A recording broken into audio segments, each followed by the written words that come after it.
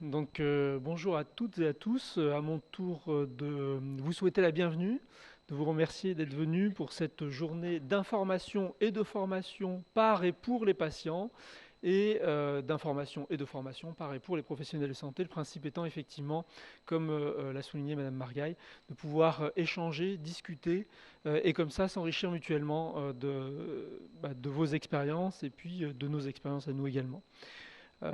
Cette journée, on a essayé de faire le compte, est la 8e journée du réseau, au moins, en tout cas grande journée. On est très content de cela. Et le thème qui a été choisi, c'était les personnes de petite taille.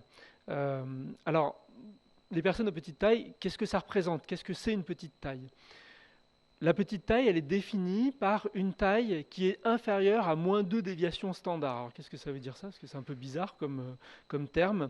Simplement, quand on veut définir une norme, on fait ce que l'on appelle une courbe de Gauss, une courbe en cloche comme ça, et on va dire que dans cette courbe de Gauss, la norme, c'est 95% de la population.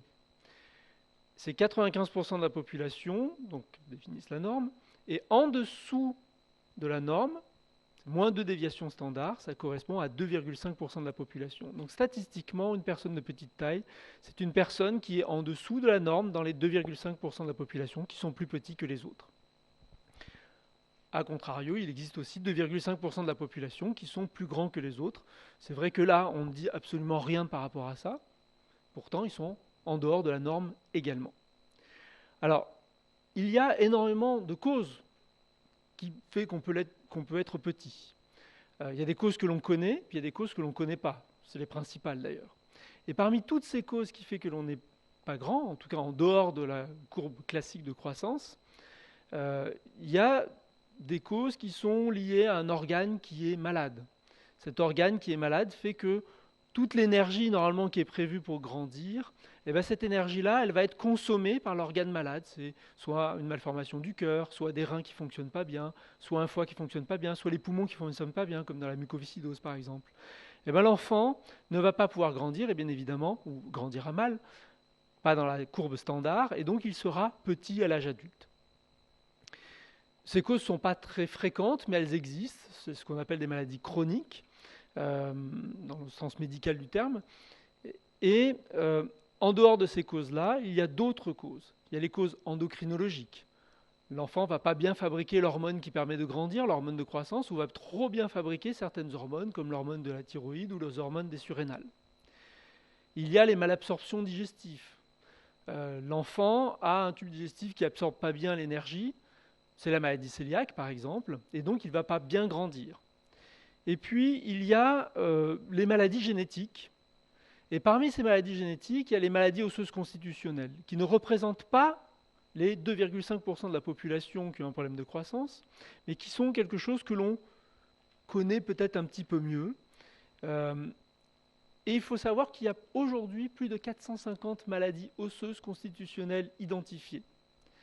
Alors pourquoi je vous donne toutes ces informations sur qu'est-ce qu'il existe comme cause de problèmes de croissance? Simplement parce que se cache derrière ces problèmes de croissance, et donc un patient de petite taille, plein de causes différentes, avec plein de trajectoires de vie différentes, plein de complications différentes. C'est des patients qui vont avoir des fractures, qui vont donc avoir des douleurs, d'autres qui vont avoir des problèmes de luxation congénitale ou des luxations multiples, d'autres qui vont avoir des tas et des tas de soucis.